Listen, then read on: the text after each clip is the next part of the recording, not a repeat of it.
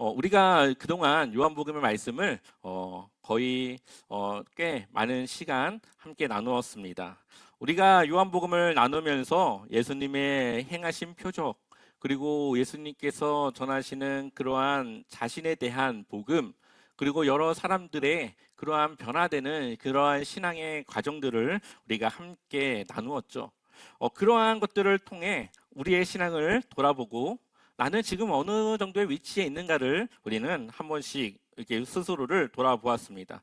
오늘은 요한복음의 마지막 시간입니다. 요한복음의 마지막 우리의 시간은 이제 우리는 또 다른 한 사람의 증인으로서 어떻게 우리는 그 주님을 증거하며 살아가야 할까를 함께 고민하면 좋겠습니다. 우리가 예수님을 얼마나 많은 아느냐도 중요하지만 사실 그것을 가지고 어떻게 우리가 살아가느냐는 더 중요한 부분이죠. 요한복음은 어떤 책입니까? 물론 예수님에 대한 이야기를 전하는 책입니다. 그러나 예수님의 이야기를 전하는 이유와 목적을 가지고 있음을 오늘 우리가 읽은 말씀에는 기록하고 있습니다. 요한복음 20장 31절 말씀 우리 한 번 더 읽겠습니다. 함께 읽겠습니다. 오직 이것을 기록함은 너희로 예수께서 하나님의 아들 그리스도이심을 믿게 하려 함이요 또 너희로 믿고 그 이름을 힘입어 생명을 얻게 하려 함이니라. 아멘. 예수님이 누구신지를 먼저 전합니다. 그는 하나님이시고 하나님의 아들이심을, 그리고 약속하신 메시아라는 것을 그분의 사역을 통해 전하시죠. 그리고 그분이 이 땅에 오신 것은 우리로 하여금 생명을 주시기 위한 그러한 하나님의 메시아이고, 우리는 그분을 통해 생명을 얻을 수 있음을 믿게 하기 위해서, 그래서 우리도 생명을 얻게 하기 위해서 요한복음은 쓰여졌다라고 우리에게 말하고 있습니다. 그러한 면에서 예수님께서 행하시는 표적은 기적이 아니라 우리는 표적이라고 말하죠. 기적은 상상할 수 없는 일이 갑자기 일어난 것이지만, 표적은 의도적으로 그 일을 행함으로써 예수님이 어떠한 분인가를 드러내는 겁니다.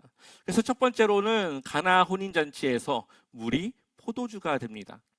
그리고 그것은 창조의 그 하나님이심을 예수님은 드러내시고, 그리고 이제는 새 시대가 되었음을 우리에게 보여주시는 사건이죠.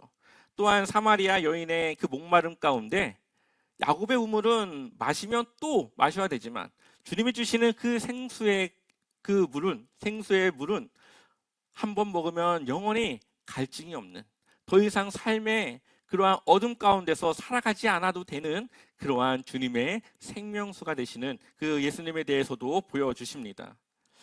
예수님의 이러한 일들을 보게 되면은 예수님이 바라보시는 초점은 지금 당장 내가 겪고 있는 그 문제를 해결하는 것이 아니라, 그 문제를 이겨내며 그 문제를 마주해도 내가 쓰러지지 않을 우리의 삶의 내면의 그 근본적인 문제들을 바꾸시고 그것을 행하시는 분이라는 것을 우리는 보게 되죠. 그래서 38년 된 병자가 물이 움직일 때까지 늘 누워있지만 그가 한 번도 그곳에 가지 못합니다. 그것은 그가 일어설 수 없고 움직일 수 없기도 때문이지만 아무도 그 병자에게 관심을 갖지 않은 것이죠. 그러나 예수님만은 그에게 가서 그에게 관심을 가졌고 그가 당하고 있는 그 문제를 해결해 주십니다.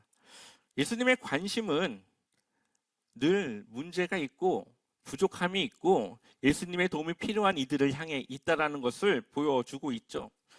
그래서 세상을 보지 못하는 한 사람의 소경의 눈을 뜨게 하셔서 세상의 빛을 보게 하셨고, 그것은 단지 그의 눈이 뜬 것이 아니라 예수님을 볼 수 있는 그러한 눈이 열려졌음을 요한복음은 보여주고 있는 겁니다. 아무리 눈을 뜨고 살아도 예수님을 알아보지 못하면 그 사람은 눈뜬 장님과 같은 것이죠. 이제 우리의 눈은 예수님을 바라볼 수 있고 예수님을 경험하고 예수님의 살아계심을 우리는 충분히 경험했습니다.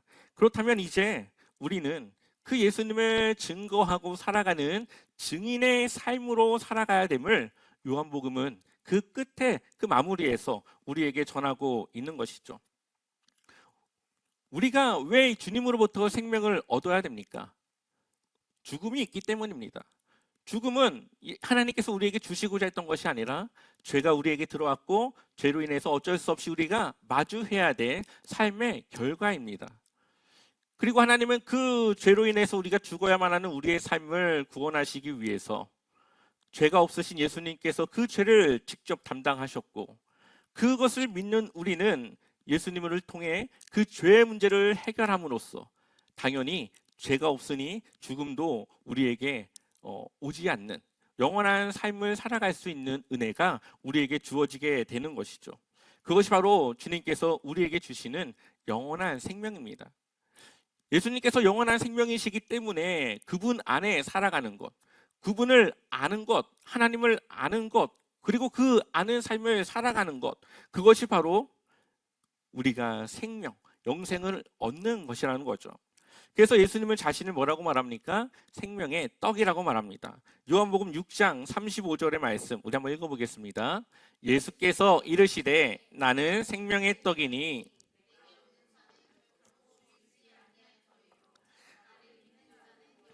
목마르지 아니하리라. 아멘. 이러한 예수님께서 생명의 떡이 되시는 모습을 보여주신 사건이 오병이어의 사건입니다.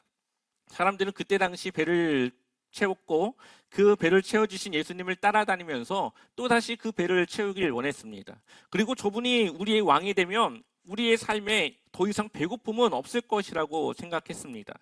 그러나 예수님이 이 땅에 오신 것은 단지 우리의 배고픔을 채우는 것이 아니라 우리가 해결할 수 없는 죄의 문제를 해결하셔서 우리가 더 이상 죽음을 두려워하지 않는 영생을 주시기 위해 이 땅에 오셨음을 보여주고 있는 것이죠. 이제 우리는 그러한 예수님에 대해서 많은 부분 알았고 배웠고 우리의 삶 속에서 경험하며 살아왔습니다. 그리고 우리는 그것을 증거해야 되죠. 요한복음의 방법 중에 하나는 여러 사람들의 입술의 증언을 통해 예수님을 증거하고 있다는 겁니다. 그리고 그 증거의 마지막 그 절정의 부분에 바로 도마의 고백이 들어가 있습니다.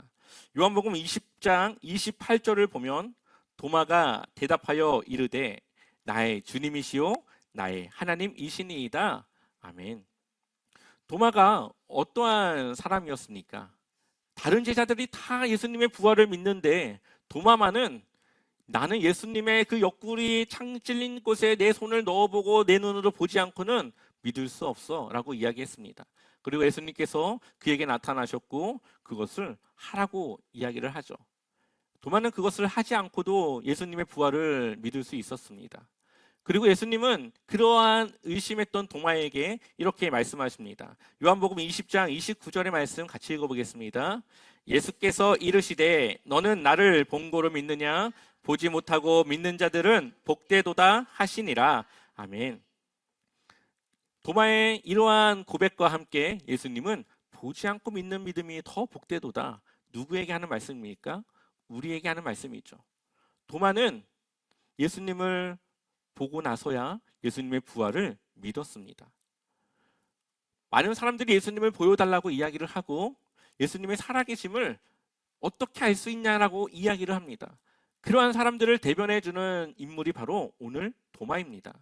도마도 그렇게 의심했고 그렇게 예수님의 부활을 믿지 않았습니다. 보면은 예수님의 제자들 모두 예수님의 부활을 사실 처음부터 믿지 않아요. 나중에 그것을 보고 나서야 그 부활을 믿게 되죠. 그리고 그 제자들은 그것을 증거했고 그 증거를 믿은 많은 사람들을 통해 그 복음은 전파되어져서 우리에게까지 오게 된 것입니다. 도마의 의심은 예수님의 부활의 확신으로 바뀌어졌고 그리고 그러한 도마의 삶은 그러한 주님을 증거하는 삶으로 채워졌습니다. 우리가 많은 예수님의 제자들이 선교를 하고 복음을 전했던 것을 우리는 성경을 통해 알고 있지만 혹시 도마가 어디서 복음을 전했는지 아십니까? 성경에는 나와 있지 않고 역사적인 기록은 남겨져 있지 않지만 초대교회 당시 사람들의 입술로 전해지던 그 전승에 의해서 보면은 도마는 인도를 간 것으로 이야기를 합니다. 그리고 실제로 인도에 가면은 토마스 이 도마를 기념하는 교회들이 있습니다. 이때 당시 인도와 로마는 활발한 무역을 펼치는 나라였고 아마 그러한 경로를 통해서 이 도마가 들어갔을 수 있겠다라고 보고 있습니다. 또한 인도가 불교의 나라지만 그러한 무역의 활발한 그러한 상황 속에서 유대인들이 정착해 살아가던 지역이 있었고 이미 그곳에 회당이 지어져 있었다라고 하는 그러한 역사적인 사실도 있는 것이죠. 도마는 어느 제자보다 많은 의심을 가졌지만 어느 제자보다 먼 곳에서 복음을 전했습니다. 인도라고 하는 곳은 불교가 시작된 곳이고 불교의 나라이지만 그는 그곳에서 복음을 전했습니다.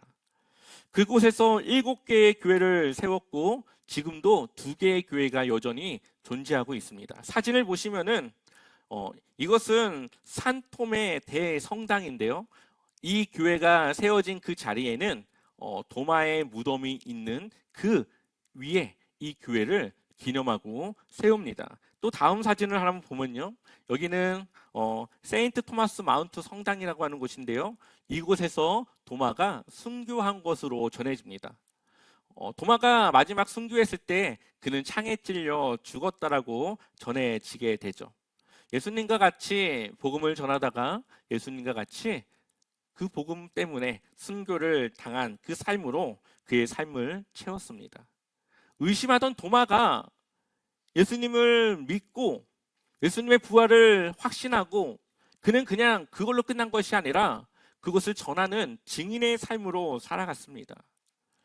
우리에게 무엇을 보여주고 있습니까? 우리는 예수님의 부활을, 주님의 살아계심을, 주님의 하나님이심을 믿고 있고 이제 우리는 그것을 나만 아는 것이 아니라 전하는 삶으로 살아가야 된다는 거죠. 증인의 삶은 말로 하는 것이 아니라 삶으로 드러내는 것입니다.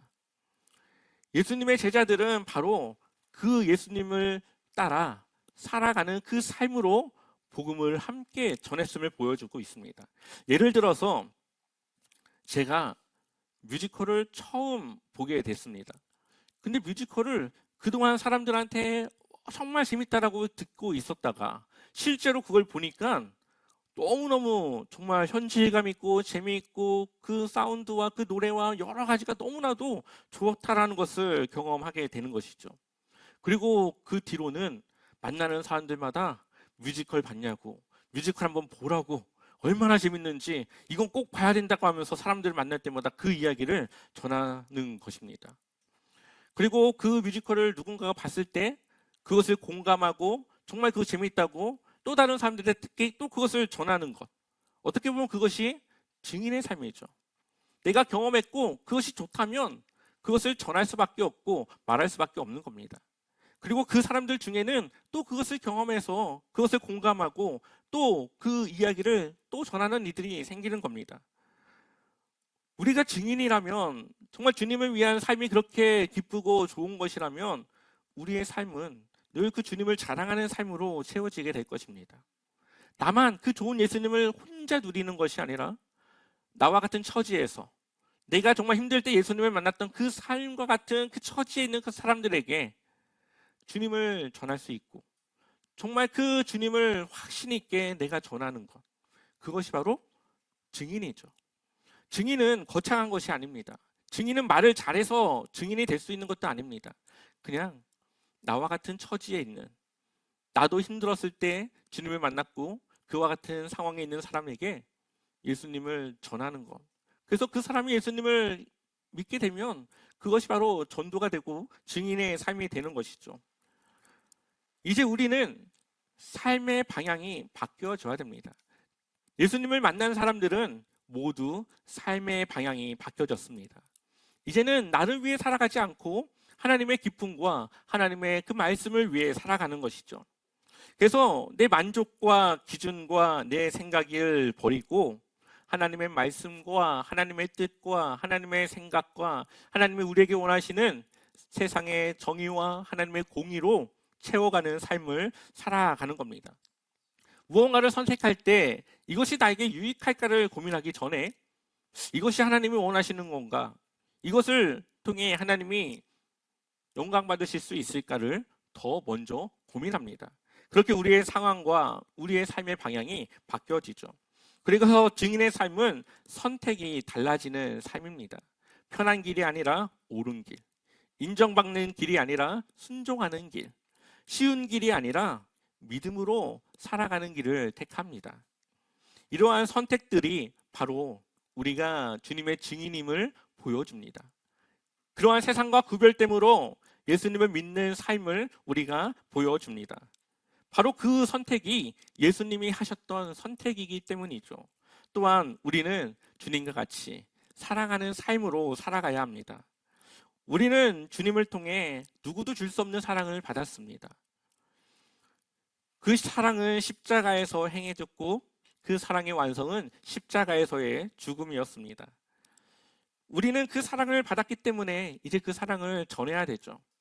우리의 가정에서, 우리 교회에서, 또 내가 다니는 직장 안에서 그 사랑이 흘러가야 됩니다.